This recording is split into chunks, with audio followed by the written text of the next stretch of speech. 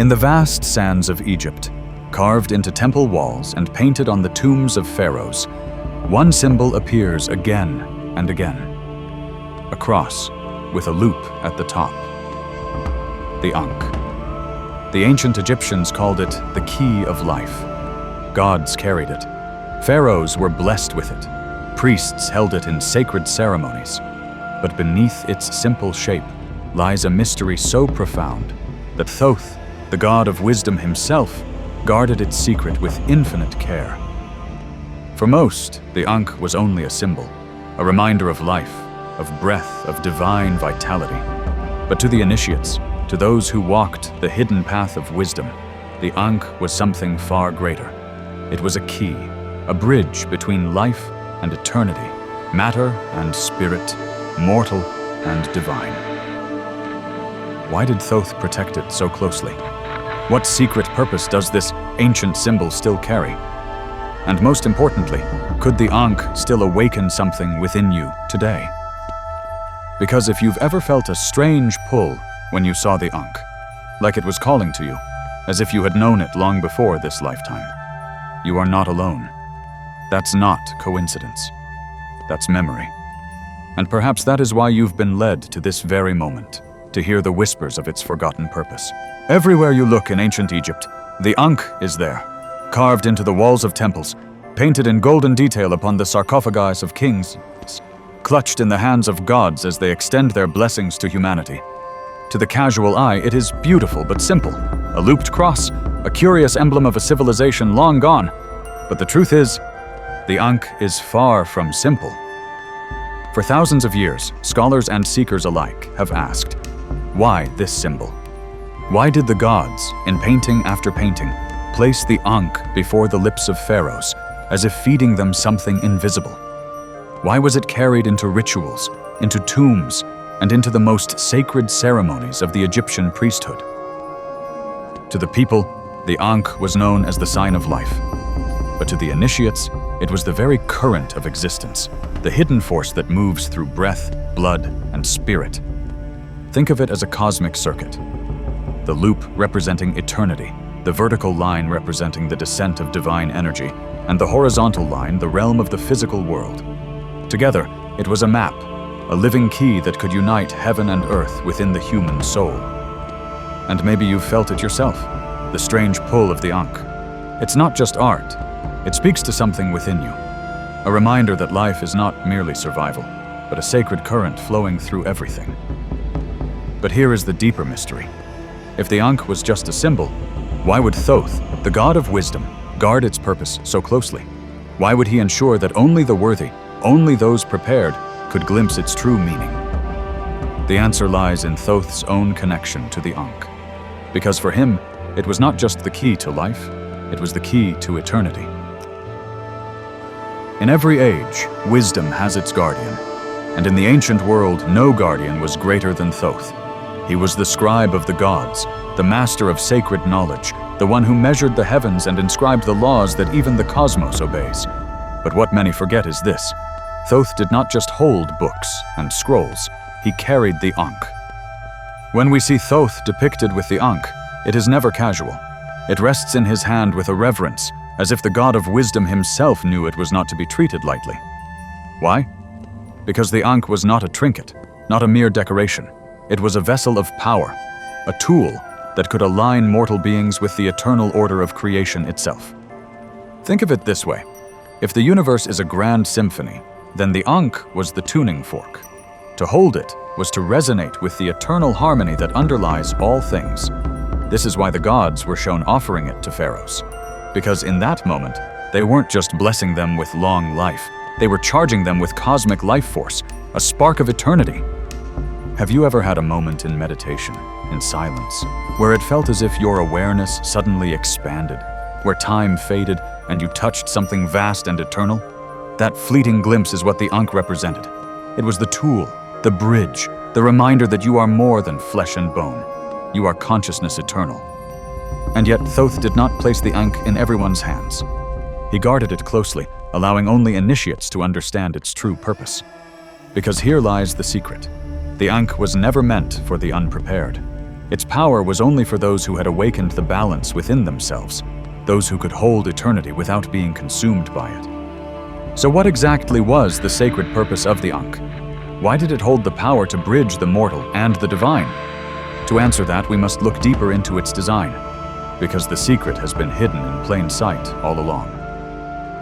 At first glance, the Ankh appears simple: a loop above, a vertical stem, and a horizontal crossbar. But the ancients never designed anything by accident. Every curve, every line, carried meaning. The loop at the top, often called the Shenu, was the circle of eternity. No beginning, no end, the eternal womb of creation itself. The vertical line descending from it symbolized the flow of divine energy, spirit moving downward into matter. And the horizontal line? That was the plane of the material world, the place where heaven and earth meet, the place where you and I live, breathe, and awaken. Together, these elements formed something extraordinary, a cosmic diagram. The Ankh was not just a symbol of life, it was a map of existence, a reminder that we are always standing at the intersection of divine energy and human experience, of eternal spirit and temporary form. Priests of ancient Egypt used the Ankh in their ceremonies. They held it before the nose and lips of statues and pharaohs, not to decorate, but to transfer life force. The gods themselves were shown giving the Ankh to humans, as if bestowing a breath that never ends. It was not just breath of air, it was breath of spirit. And here's where it becomes personal for you. The Ankh is not just carved in stone, it exists within you. Every time you breathe deeply, filling your body with energy and stillness, you activate the inner Ankh. The loop is the circle of breath. The stem is your spine carrying that energy upward. The crossbar, the expansion of awareness into the world around you. You are the living Ankh. But if the Ankh connects us to eternity, it also carries a danger. For not all who touched its current were prepared for its power. And this is why Thoth guarded it so closely. Because in the wrong hands, the key of life could just as easily become the key of death. So why was the Ankh hidden, encoded in mysteries, revealed only to initiates? The answer lies in Thoth's greatest fear and his greatest wisdom. Power is a double-edged blade. In the right hands, it creates life, harmony, and wisdom. In the wrong hands, it leads to ruin. The Ankh was no different.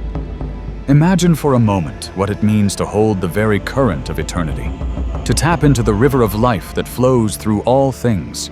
A priest could use it to heal, to awaken, to bring a soul closer to the divine.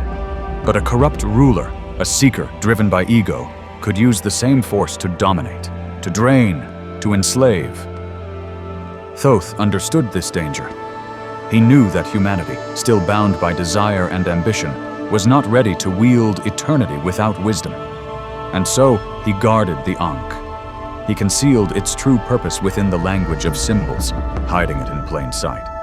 Only initiates who had passed trials of discipline and inner balance were allowed to learn its mysteries. And if you think about it, the same is true in our world today. Technology, knowledge, power, they can heal or they can harm. It is the consciousness of the one who holds the key that makes all the difference. Thoth's lesson still applies. Wisdom must come before power. This is why the gods were shown holding the Ankh to the lips of pharaohs, not just giving them life, but testing them. Were they ready to breathe the eternal breath? Could they carry the responsibility of holding the key between worlds? This is also why you may feel the Ankh calls to you when you see it. Because it is not just an ancient relic, it is a reminder. A whisper from Thoth himself that power and wisdom must walk hand in hand. Think of your breath. Every inhale is the circle, the eternal loop of life returning again and again.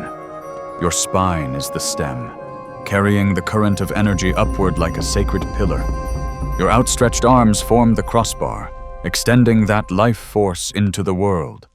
You are walking, breathing, living Ankh. When Thoth guarded the Ankh, he wasn't trying to keep it away from humanity. He was protecting us until we were ready to realize that the symbol was never external. It was a map to our own awakening. And perhaps now is that time. When you meditate, when you breathe deeply, when you step into awareness, you are holding the Ankh. You are activating the current Thoth himself once protected.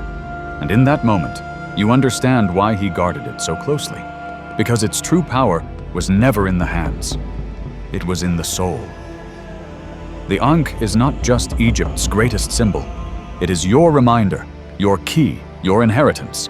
And now the question becomes, will you carry it forward? This was the sacred purpose of the Ankh, and why Thoth guarded it with such care. If you feel the Ankh stirring something within you, it means you are ready to remember. Subscribe to Whisper of Thoth, and together we'll continue to awaken the ancient truths waiting within us all.